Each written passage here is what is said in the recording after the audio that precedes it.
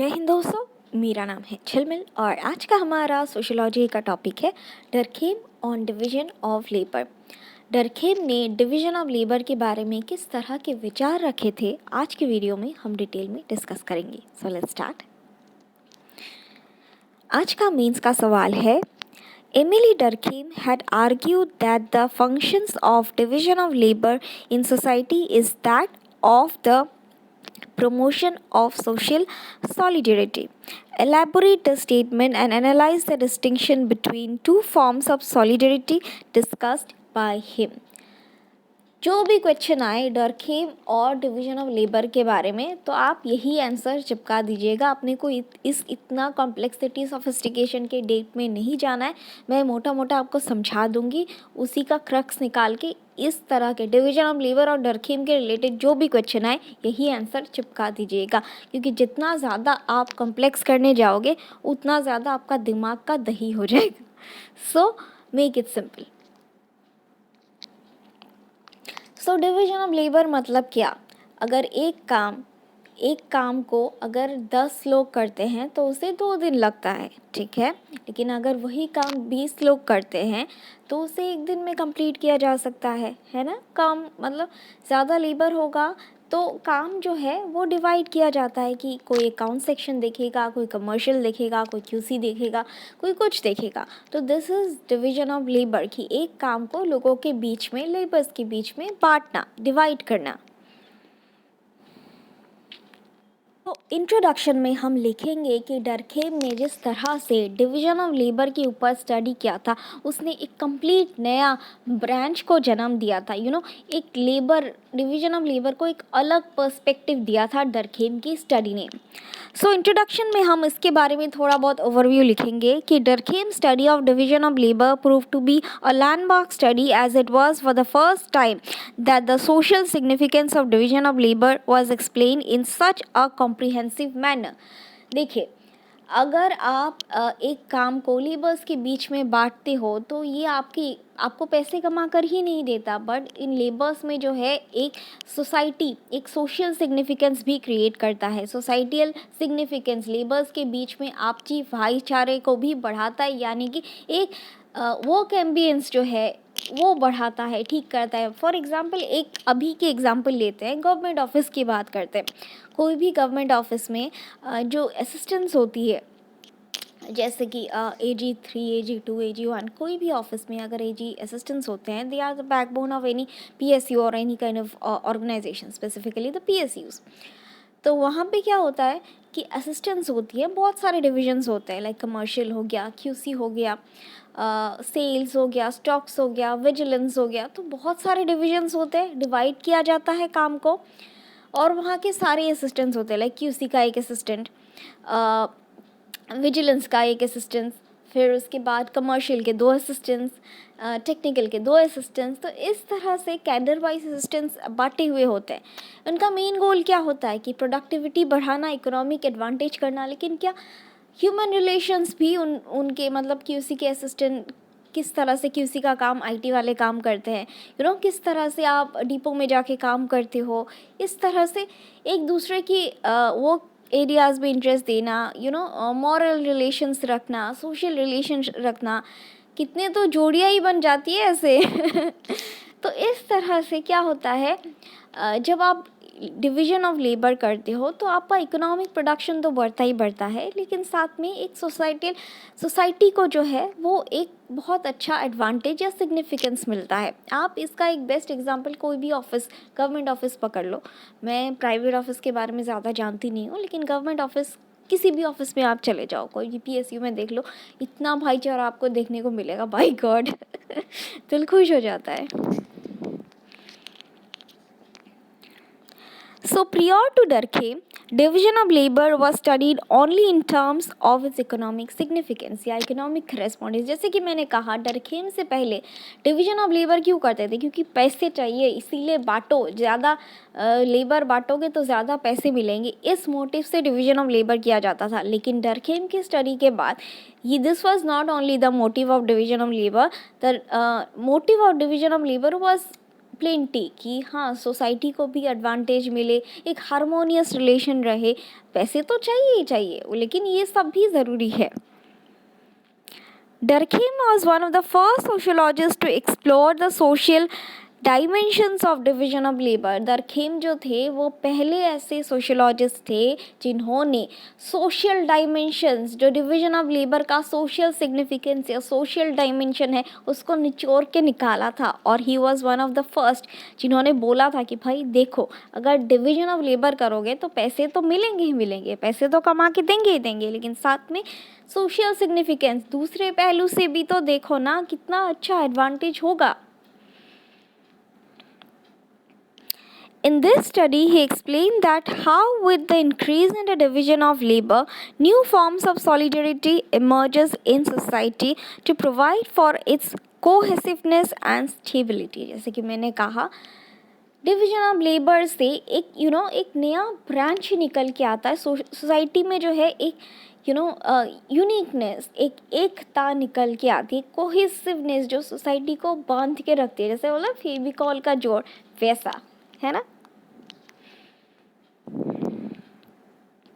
अब हम बात करेंगे डरखेम ऑन डिवीजन ऑफ लेबर के बारे में। जस्ट इस सेक में पानी पी लूँ।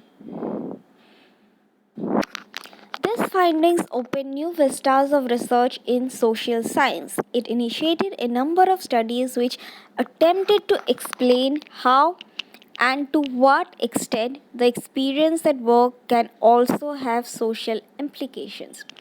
ये जो सेंस ऑफ बिलोंगिंग्स है, फॉर एग्ज़ाम्पल आपने किसी को हायर किया है, मतलब आपकी एक शॉप है, और मैं एक सिंपल सा एग्ज़ाम्पल देती हूँ। आपकी एक शॉप है, ठीक है, और आपने एक लड़की को हायर किया है to stay in your shop, in shop in the sense कपड़ों की शॉप है, जो बुटीक्स होती है वैसी आपकी बुटीक है, और आपने एक लड़की को हायर किया है to manage your works, okay, कि आपकी एब्सेंस में, क्योंकि आपका दूसरा काम आपकी फैमिली को भी आपको देखना होता है, तो you can not manage at the shop every time, तो आपने उसे हायर किया है कि भाई देखो मेरी एब्सेंस में तुम, ये मेरा शॉप है, मैंने इतना खून पसीना इस पे लगाया है, तुम इसको रखना, ठीक है, जो भी मैं तुम्हें सैलरी दूंगी महीने का, ठीक है, 15,000 रुपये, 20,000 रुपये, वट एवर इट इज़, तो आपने इसे हायर किया है।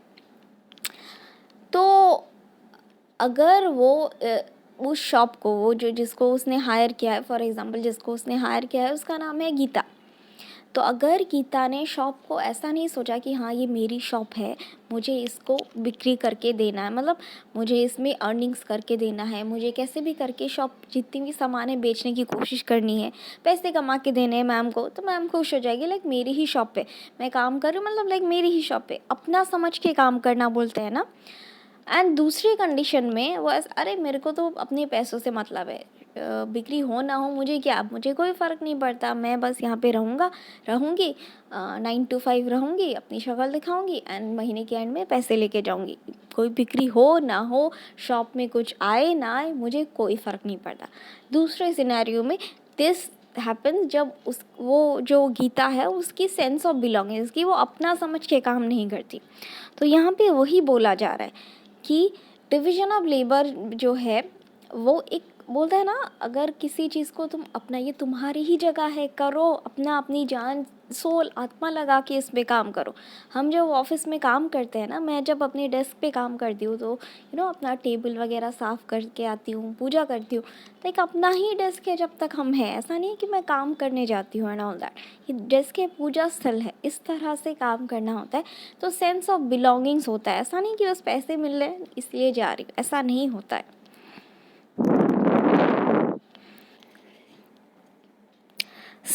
So much that it gave rise to an altogether new branch of knowledge called sociology of occupation and profession.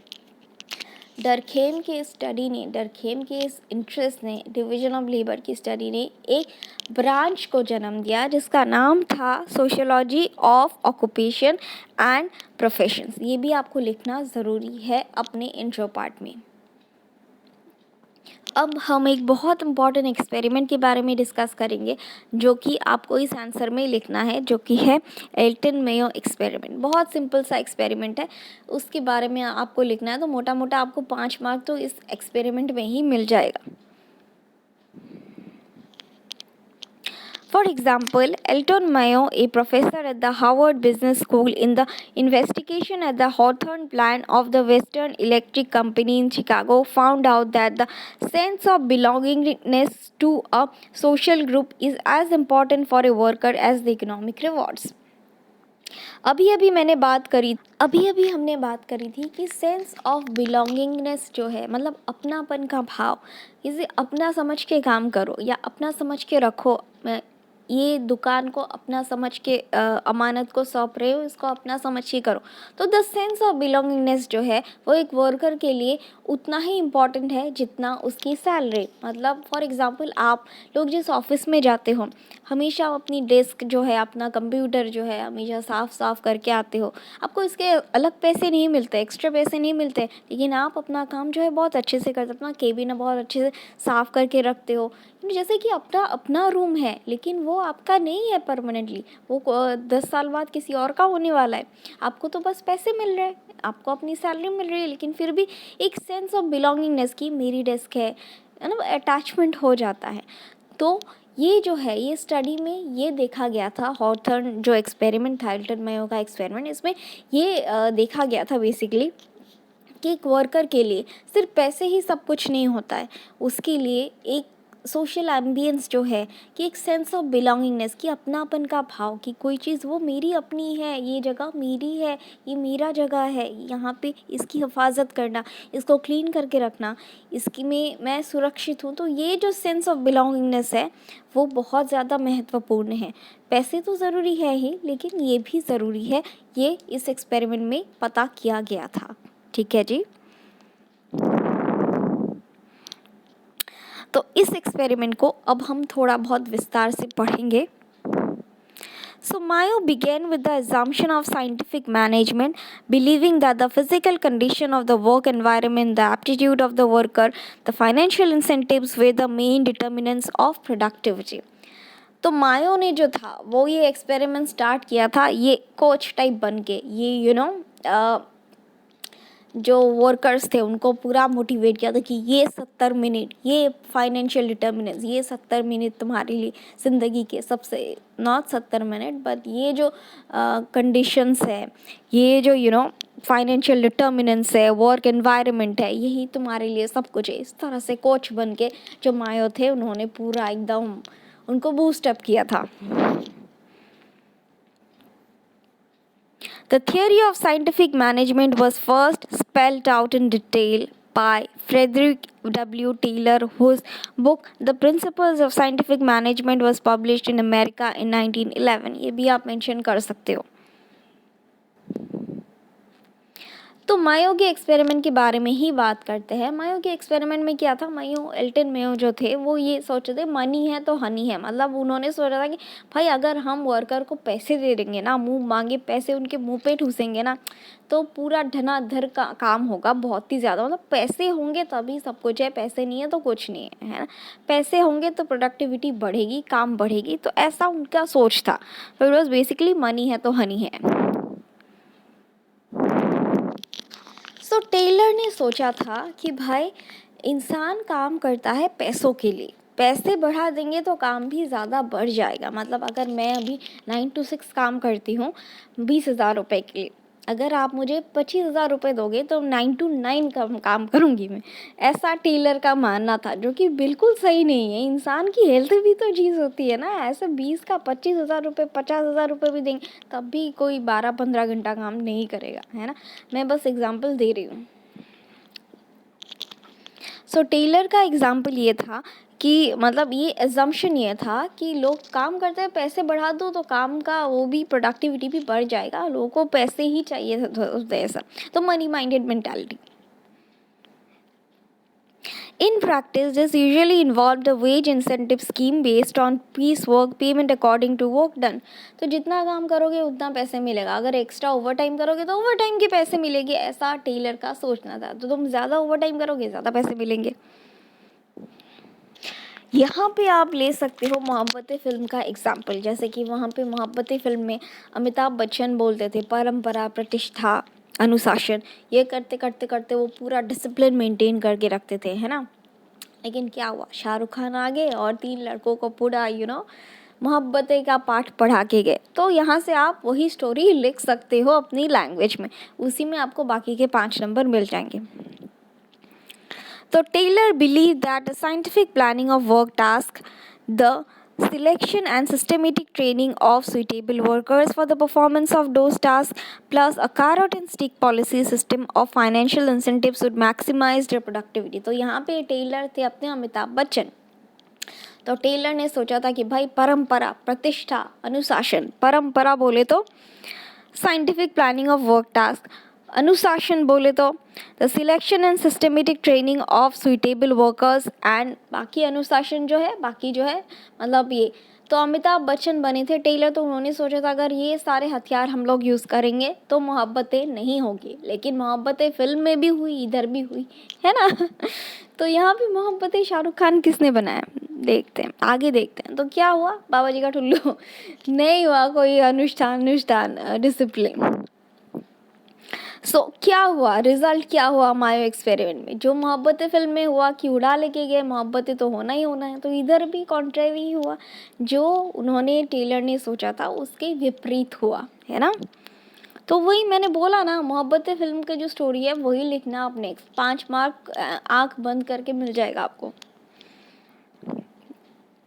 On the contrary, Mayo in his study found that the behavior of the worker was largely a response to group norms rather than simply being directed by economic incentives. On the contrary, Mayo in his study found that the behavior of the worker was largely a response to group norms rather than simply being directed by economic incentives.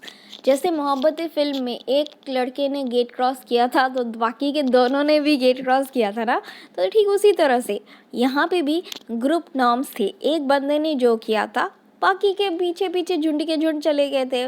पैसे जाए भाड़ में, incentive जाए भाड़ में, एक जाएगा उधर तो अपन भी उधर ही जाएंगे। तो ऐसा ही भेड़ चाल की चाल चली गई थी। Most of the workers belong to one or more of the informal groups. The researchers discovered that the workers had established a norm which defined a fair day's work, and this norm, rather than standards set by management, determined their output.